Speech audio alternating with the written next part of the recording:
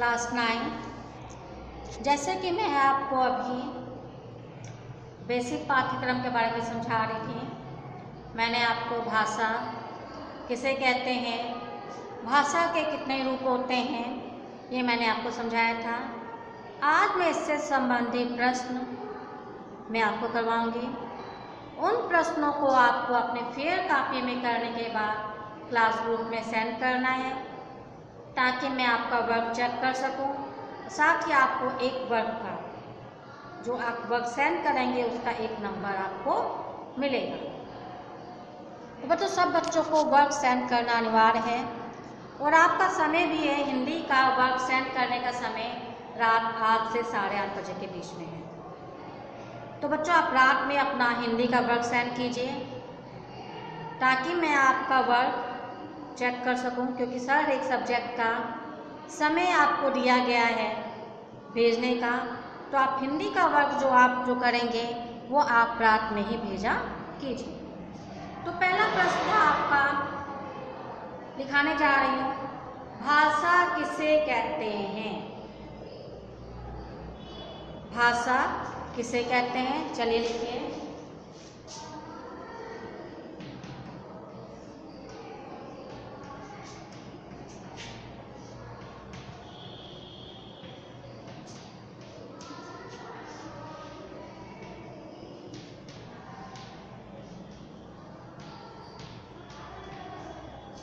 पहला प्रश्न है आपका, भाषा किसे कहते हैं? तो इसका आंसर है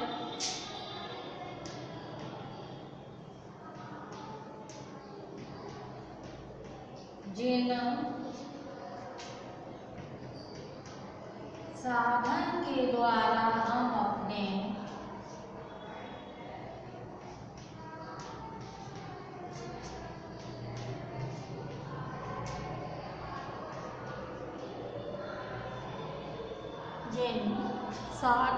द्वारा हम अपने विचार बोल कर या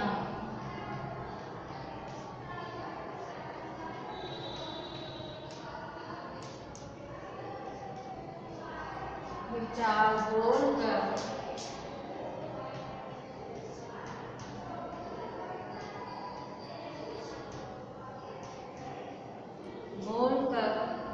या लिखकर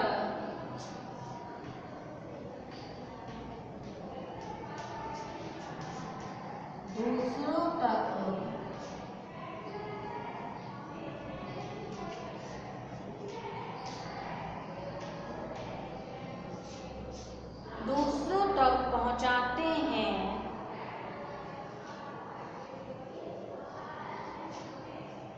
और दूसरों के विचारों को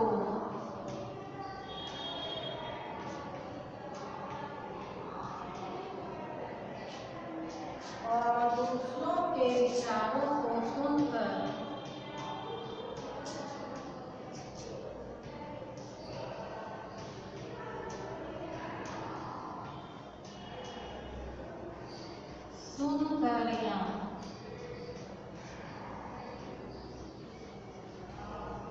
पढ़कर समझते हैं,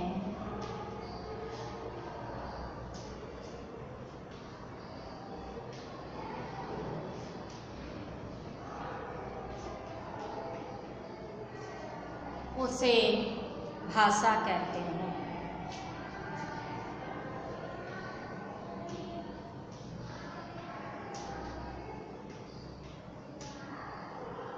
उसे भाषा कहते हैं। उसके बाद भाषा के कितने रूप होते हैं? दूसरा प्रश्न है आपका।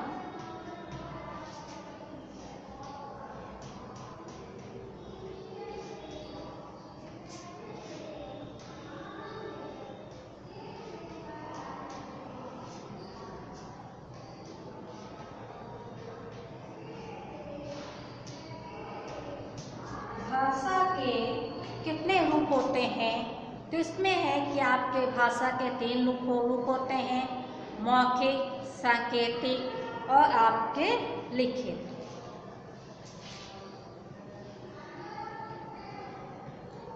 भाषा के 3 रूप हैं, मौखिक,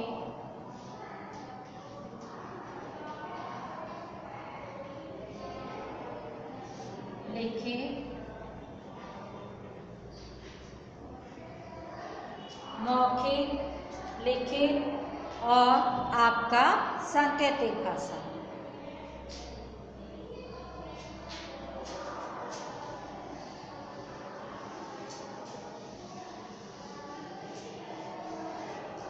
पहला है आपका मौखिक भाषा।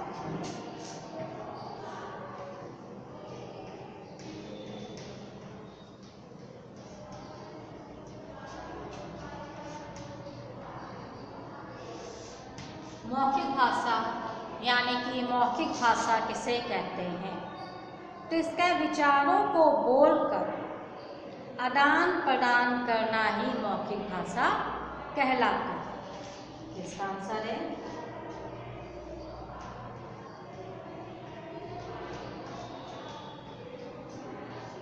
विचारों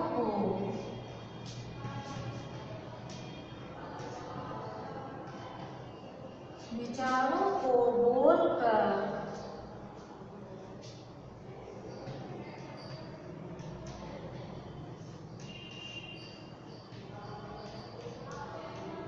आदान प्रदान करना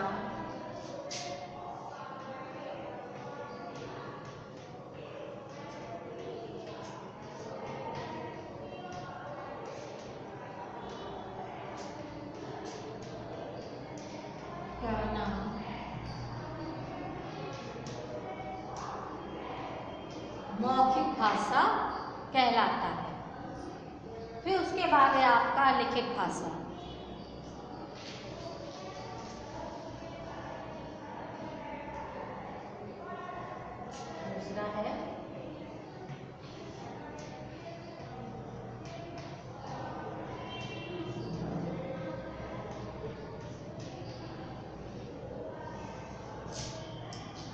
दूसरा है आपके लिखित भाषा, यानी कि विचारों को लिखकर व्यक्त करना लिखित भाषा कहलाता है।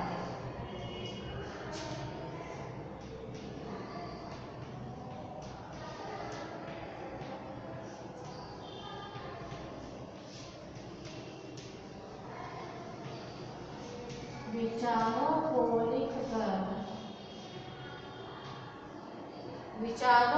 लिखकर प्रकट करना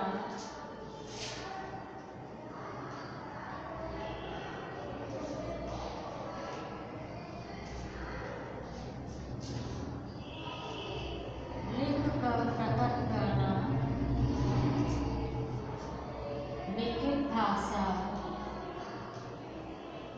कहलाता है। यानी कि जब आप अपने विचारों को लिखकर प्रकट करते हैं तो उसे लिखित भाषा कहते हैं, और मौखिक भाषा जब हम अपने विचारों को बोलकर प्रकट करते हैं तो उसे हम लोग मौखिक भाषा कहते हैं। तीसरे आपका सांकेतिक भाषा।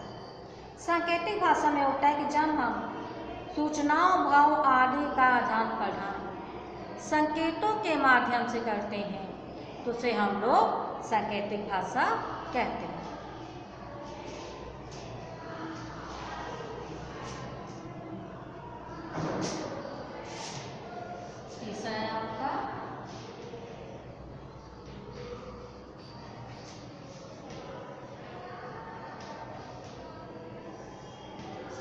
तीसरा है आपका सांकेतिक भाषा।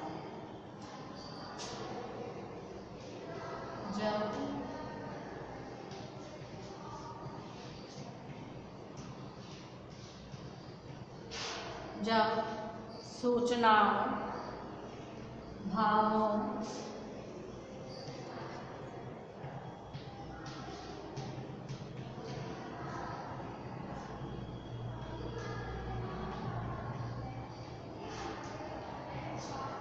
आदि का आदान प्रदान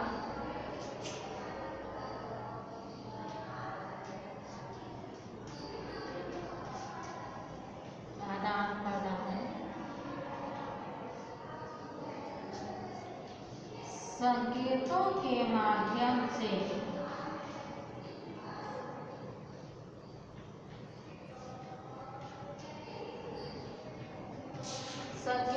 के माध्यम से होता है, तो भाषा का ये रूप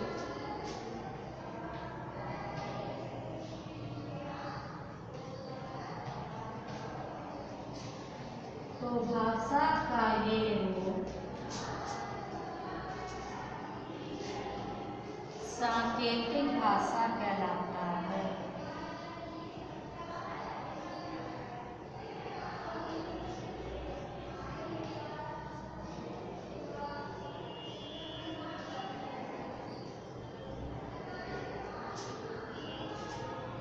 तो भाषा के 3 रूप थे, मौखिक, लिखित और आपका सांकेतिक। उसके बाद भाषा के विभिन्न रूप होते हैं, मातृभाषा, राष्ट्रभाषा और राजभाषा। तो हमारी मातृभाषा का अर्थ है माँ की भाषा। अपने माता पिता, परिवार, सदस्यों से सीखी गई भाषा को हम लोग क्या कहते हैं? मातृभाषा कहते हैं। उसके बाद होता है राष्ट्रभाषा। राष्ट्र के बहुसंख्यक लोगों द्वारा बोली जाने वाली राष्ट्रभाषा कहलाती है। राष्ट्रभाषा संपूर्ण देश की संपर्क भाषा भी होती है। ये राष्ट्र को एकता के सूत्र में बांधती है। जो राष्ट्रभाषा होती है वो सभी लोगों को एकता के सूत्र में बांधती है। भारत की राष्ट्रभाषा कौन सी है? हिंदी। भारत की राष्ट्रभाषा है हिंदी। और मातृभाषा का अर्थ है माँ की भाषा, जिसमें जो बच्चा होता है वो अपने माता पिता और परिवार के सदस्यों से जो भाषा को सीखता है उसे मातृभाषा कहते हैं। फिर उसके बाद आपका आता है राजभाषा। देश के राजकीय कामकाज में प्रयोग होने वाली भाषा को राजभाषा कहते हैं। राजभाषा राज्य की अधिकृत भाषा होती है। भारत की राजभाषा हिंदी है, यानी कि भारत की राष्ट्रभाषा है वो भी हिंदी है, और भारत की जो राजभाषा है वो भी आपकी हिंदी है। किंतु अलग अलग राज्यों की अपनी अपनी राजभाषाएं होती हैं, क्योंकि देश में जितने भी राज्य होते हैं सबकी अपने अपने राज्य की अलग अलग भाषाएं होती हैं। जैसे असम के लोगों की भाषा असमिया है। जो वहाँ के लोग हैं वो असमिया भाषा का प्रयोग करते हैं। जैसे आंध्र प्रदेश के लोग वहाँ पर तेलुगु भाषा का प्रयोग करते हैं। जैसे पंजाब के पंजाबी भाषा का प्रयोग करते हैं। केरल की भाषा क्या है? मलयालम। गुजरात की गुजराती है। उसी तरह बिहार, हरियाणा, दिल्ली, झारखंड, राजस्थान, उत्तर प्रदेश, जितने जैसे हिमाचल प्रदेश, मध्य प्रदेश, इन सब की जो राजभाषा है वो है हिंदी। यानी कि राष्ट्रभाषा और राष्ट्रभाषा में जो अंतर है वो इस प्रकार से ज्ञात हो जाता है। जैसे राजभाषा का प्रयोग राजकीय कार्यों में होता है, जबकि राष्ट्रभाषा व्यापक क्षेत्र में बोली जाती है।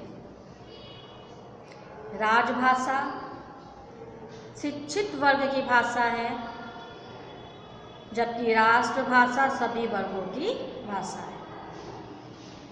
राजभाषा संविधान द्वारा मान्यता प्राप्त है, जबकि राष्ट्रभाषा जन जन द्वारा मान्य होती है।